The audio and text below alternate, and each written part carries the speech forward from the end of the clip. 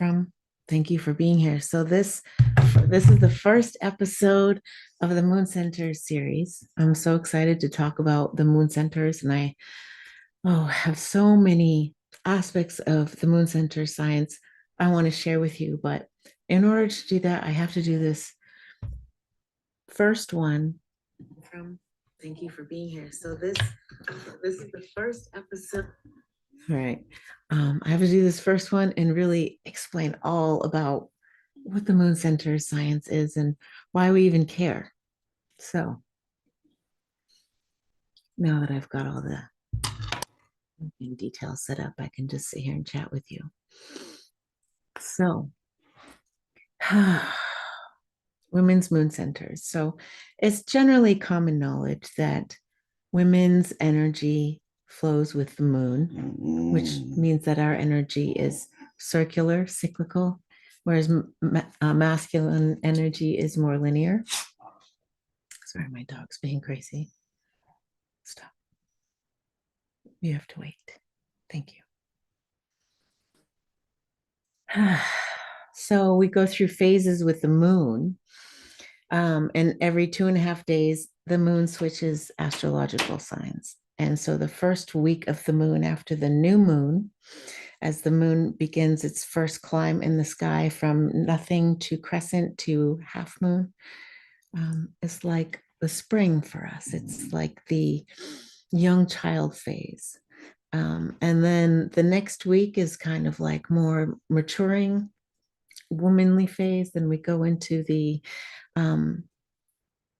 bleeding phase, and then we have we have like spring, summer, fall, and winter for each of our phases. So as I settle in and the words come out a little bit more clearly. So in the same way that women cycle with the moon, women also have another internal cycle that is similar and has the energy of circular energy and also flows in a similar way with the moon. And this is called moon centers. This is an ancient science from India. It's another women's science that is not well known now, simply because a lot of our wisdom has been phased out and put aside purposefully, kind of taken away. Women's circles, women's connection, women's wisdom. So just bringing this piece of women's wisdom back to us in a kind of a modern dress. So with the moon center science, we have 11 physical erogenous zones that hold our energy for 2.5 day intervals every month. So these are 11 of the same locations for each person: hairline, eyebrows, pinks of the cheeks, lips, earlobes, nape of the neck, nipples, navel, inner thighs, clitoris, and vagina. So the interesting thing is that they don't go in this order for any woman that I've ever met. They go in a unique order for each woman. This order is set when we are in the womb developing, and it lasts all of our life generally.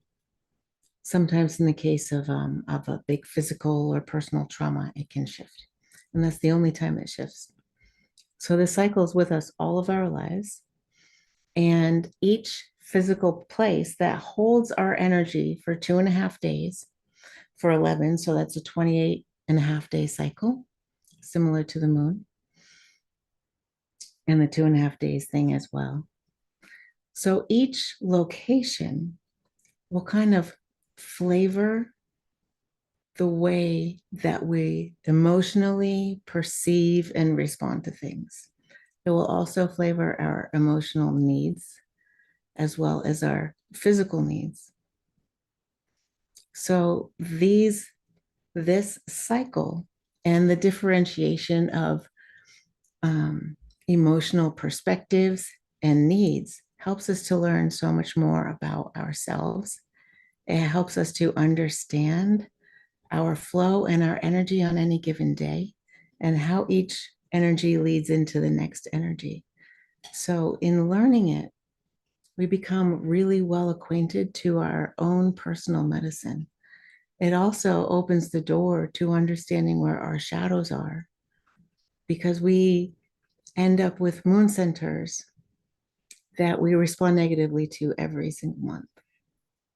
And we tend to project it out on some other thing, PMS or person, when it is something inside of us that we keep experiencing, because that piece inside of us is calling for reacclimation, to be noticed, to be received again, and to become part of you again.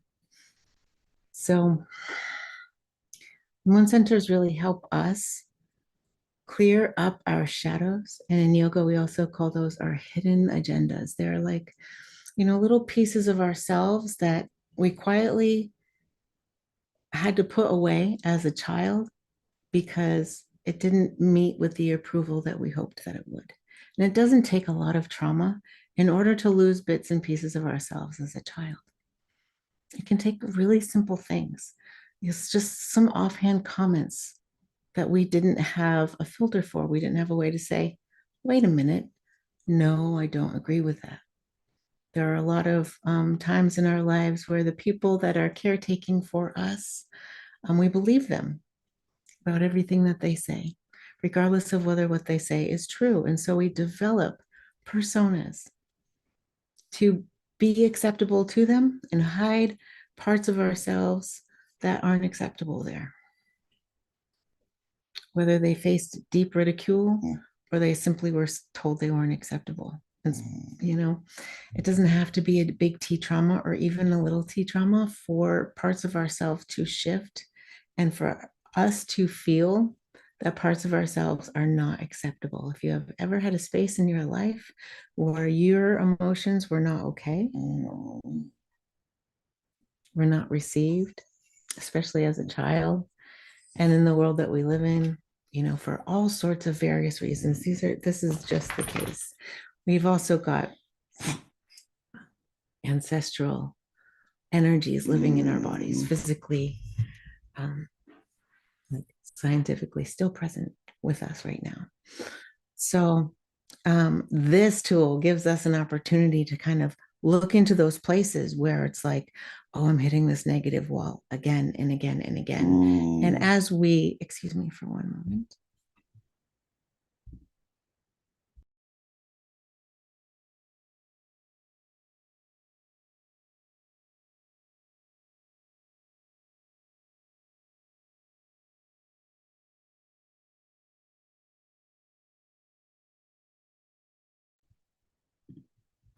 Thank you for bearing with me. As we learn our unique cycle of moon centers and how we respond to it, we get to know ourselves so much more deeply. Okay, so I'll give you some examples of the moon centers. Even we're not going to go through a whole detailed list of everything you'll find in each one, because it's a long workshop to just go into all those pieces. It's something that takes just a little bit of study. And so we have more modern tools to just help us take those on more gradually as we're working with it. So I've just developed an app to help with that. But at the moment, we're just talking about the differentiation of perspective and emotional potential in each moon center. So we have some moon centers that are intentionally dramatically more combustible than other moon centers. Some tend to be pretty grounded, and your inner thighs tend to be very consolidating, organizational. You can really line up the things in your life. But if you're not connected with the earth and you're just really doing it from your head, you can either burn yourself out or spin yourself out, or just lose that grounded way of moving through things. And what you're organizing isn't actually effective and useful in your life. So there's different levels to perceive this. On the inner thighs level, it's a grounded, get it done kind of moon center. But if we stay in the masculine with the get it done, then we're losing the grounded nature of it, letting it drop in exactly what's for this moment to be done. Exactly what's for this moment to be done. And we can get lost in our to-do lists and we can get burned out by them and lose the presence with which we're organizing stuff, which creates the presence of the month to come. So we've also got, we talked about the pinks of the cheeks moon center. This tends to be a pretty commotional. You're either super radiant and connective and promotional of yourself, or your switch flips and you're very angry and commotional and you're ready to pick a fight or use words that you wouldn't normally be ready to use. So the nape of the neck moon center, and I'm just really jumping around here to give you some kind of idea of the fact that each moon center has a very potent potential, and the actual opposite of that potential is also available. It's either the positive or the negative. And we also have a third potential, which is kind of like the gift, the neutral space. Just like we have a positive and negative mind and they can fight each other, when we drop into the neutral mind is elevated above the positive and negative kind of warring factions, right, left side of the mind. And it takes the information and the wisdom from each, and it can actually factor it in and just really understand the situation and rise above the kind of the bickering of the I need to be safe, I need to be inspired. So each moon center has a positive and negative potential as well as a gift. So with the pinks of the cheeks moon center, the gift would be like being truly radiant, not just self-promotional, but like in your radiance so much that it just connects people more deeply with themselves. So just seeing your face puts other people at ease and in their gift as well. Um, so with the nape of the neck moon center, this has always been discussed as a very romantic moon center. So when we're in our negative, we can be very much seeking attention. We can be inauthentically flirting with somebody that we have no desire to truly connect with. We can also be just really depleted and feeling like we have no access to that romance that we so desire. And the solution, the gift, is in being your own lover and being so deeply connected and in love with yourself that the need for romantic actions in order to make you feel good enough is really not on your radar. And when you're in love with yourself and with all of life, it boils over, it just bubbles over your cup and magnetizes all of that lovingness to you. So it can be very magical, but if we're not feeling it, then we know it gives us that clue in. I'm really lacking self-love here. I'm really lacking self-nurturing in this particular way. And we have tools that can help us work with that, both in the moment, so that our nervous system shifts, our awareness understands what's going on with the situation and where we need to apply the self-love and the proper tools to shift our energy. And we can, with tools from Kundalini Yoga, tools from feminine transformation, we can shift our energy quite quickly. And we have lots of different tools because different people like different tools. And we have fabulous tools that we can use to help us first get aware of what's going on, because our current moon center is going to let us know what the lens is of the day. And then we can know, oh, am I feeling good? Am I feeling bad with that? Am I really feeling like so even keel, nothing could knock me off? That's the neutral space. So the positive is beautiful, but like I mentioned before, it can easily be flipped back into the negative. And then when we're in our positive, we have to be more mindful of staying in the positive before, without unconsciously being kind of pushed back into that negative space. And if it's, and that's kind of the play with the whole thing. If we've been kind of cycling through a negative area for months, days, years, maybe your whole lifetime, and this particular moon center's actually been pretty rough for you and you haven't known it. um, you can take a little space to work with that and shift it. Your consciousness of this repeating pattern is what shifts it. And then your nurturing of it. Okay, I'm aware of this, and oh, this again, I'm noticing, okay, this is the nape of the neck moon center was a big one for me because I kept feeling like just that lack of being invested in self-love, romance, even when I had people around me.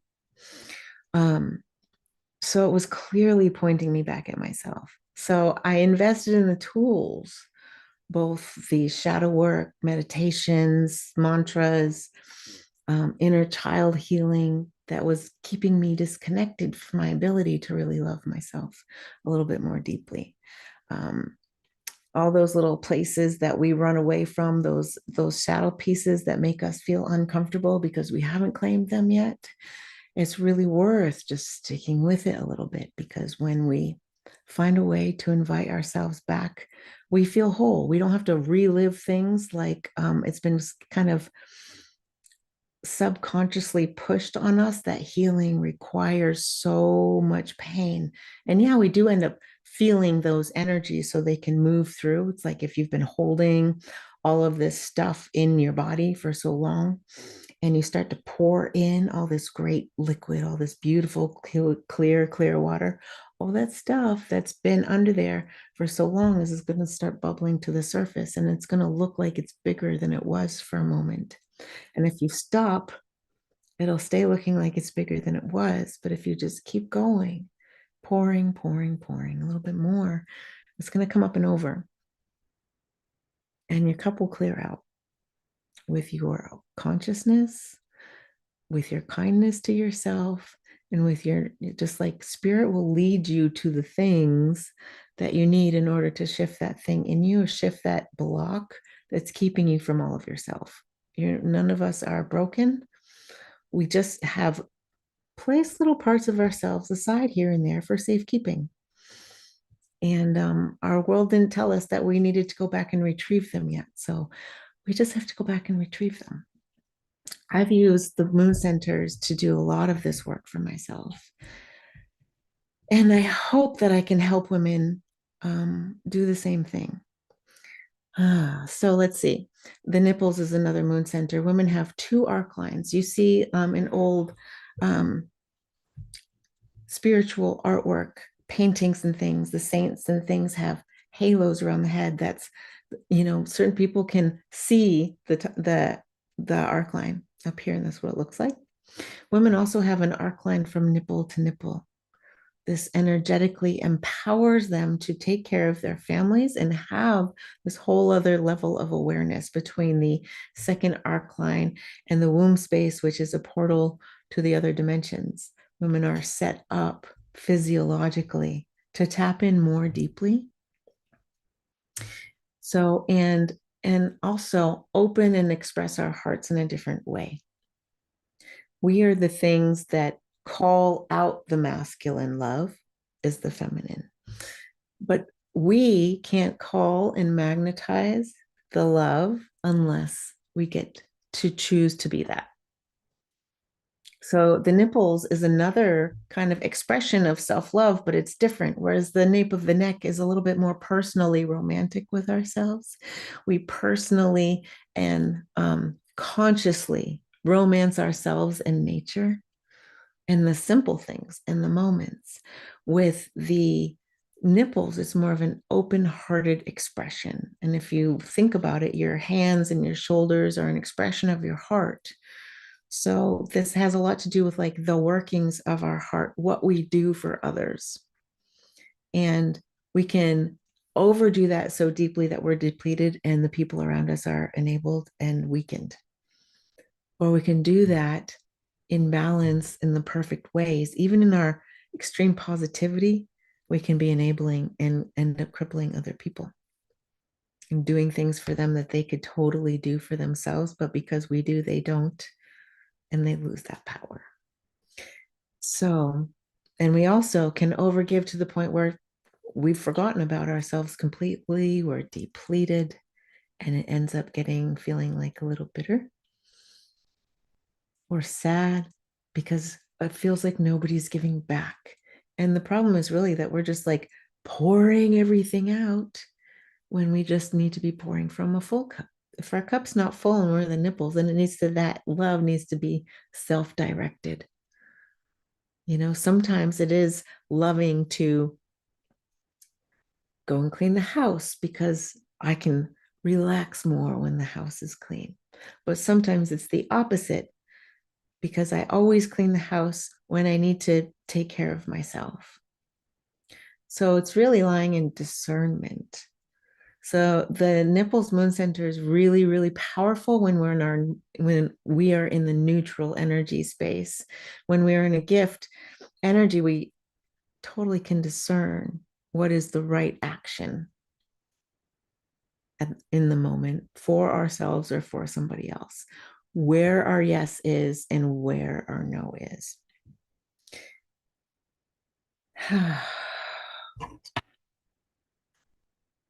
So it takes just a tiny bit of effort to track your moon center cycle.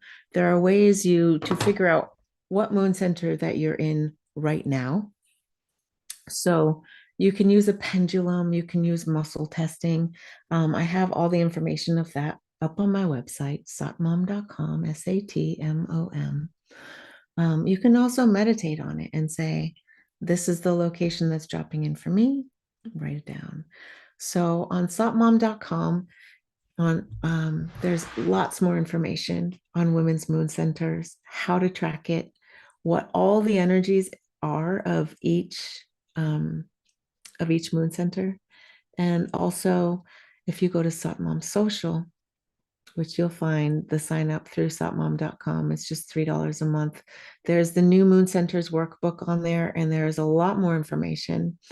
We're going to be starting to track our moon centers together. So every day we find out which moon center we're in using one of those methods, muscle testing, pendulum, meditating, and then we just write it down. So for 2 months, we're just going to be doing that, just writing down which moon center we're in every day. And even if we're wrong by 2 months, it should all hash out. We should have some good idea of what our actual personal moon center cycle is. So in the Satmom app, we've got special tools, special videos for each moon center, meditations. We've got mantras, we've got embodiment pieces. There's wisdom from the women's Taoist practices and Tantra as well. There are just everyday practices with food and just all sorts of different various ways to dive into each moon center. And this library in the Satmom app is just growing. So we are here to get a community of women together, track our moon centers, and learn how to dive into each of these things in a deeper way, in a more feminine way. How can we bring more of our femininity to the moon centers? So this is an ancient science, but it's here for our exploration now. It's not something that is just like, here it is, cut and dry, prepackaged. We have these 11 moon centers. We have 11 different mental, emotional spaces that we move through every month. It's a unique order for each of us, but that order stays the same. So once you map it, you know it. And the information on what your potentials are for each moon center is very, very handy. Knowing this about ourselves, I get a moon center notification on my phone every morning, and I can go proceed with my day, kind of knowing what my lens is. And I also have ways that I like to work with each moon center. So if I know, like, I'm in the pinks of my cheeks and I want to feel really radiant and connected, and like my face is on fire with my passions, not my anger, then, I'll whip out one of my favorite little kriyas for this, or I'll do a specific meditation that day for this. Um, in addition to, or, in space of some other practices that I may be doing. So I just let my choices of what I'm doing for myself just kind of shift and move, because I know what my lens is, and I know what my personal potentials are for it. If it's going to be, so if it's generally much easier. And even then, I can still cater my practices, my foods, my thinking spaces to this space, so that I'm making the most of it and getting the most out of it that I can. So each moon center gives us a particular opportunity in each month as well. Like I said, with the inner thighs moon center, we really love this moon center because we love the kind of masculine, get it done, organizational aspect to it. But we also love that subtle, into the earth, very grounded, moving through things step by step by step, with wisdom and knowingness, and how that creates a really solid foundation in our nervous systems to feel like I've got this. I've got this whole next month. And again, with the navel moon center, the navel moon center also tends to be a very physically powerful moon center. We store our energy in the navel. It's a powerful place, but it's also a very sacred and sensual place. The sacral chakra is our womb space, is our creativity, is our source for passion. It's very playful, but it's also deeply connected. So if we supersede the feminine creativity and connectivity of this particular moon center for our just desire to just run up a mountain as fast as we can, not that we shouldn't do that too, but like like feeling that deep navel connection with the earth. And we can harvest the energies on so many subtle levels for ourselves. And I'm here just to help us open up all this awareness. And there are so many women of the world with amazing tools and amazing perspectives to bring to this science. So here we are, just at the precipice of a new age. Wise women ready to work with this ancient science and see where it will go. So I will be back next week. Next week, I am talking about using the moon centers to become your own inner lover. So we already talked about it a little bit in this one. It's like, obviously I can't really turn that off. That's one of the deepest healing practices of my life, using women's practices, women's movement, women's breath movements, and Kundalini yoga. So it's a partnering of feminine and a more masculine structure, which creates the container for the empowerment of our feminine. So our feminine can lead, but we can be safe and grounded and real. And we can be invested in our passions and our inspiration rather than our own or other people's illusions. And then we can sustain consistent emotional spaces, because when we overinvest in our illusions and other people's, when we overinvest in our negativity, illusions are extreme positivity, and then there's the negative cycles that are damaged inner child and shadows will run. When we are not at the mercy of those things, and they'll always, like, we may always have a conversation with that, but once we move past their ability for something somebody says or does to come in and impact our nervous system so much that we're really pulled out of our space and we can't get back there to be ourselves and do our normal thing and let our emotions may move through even very powerfully, but you know how to allow the emotions and know who you are and where you are and what your lens is. So thank you for joining me on this beginning of this magical journey. And I hope to see you next week, Tuesday, 8 o'clock. That would be the 10th. Eastern time. So, thank you. Remember, go to satmom.com, SATMOM.com. It's in the links below. Also, Satmom Social is on there. If you want to download your own Moon Centers workbook, you can go to Satmom Social, or you can sign up for my email newsletter and get it that way. So we're going to start mapping our Moon Centers. Feel free to contact me on Satmom Social, on my website, however you want to contact me. I'm around. Waheguru. Take care.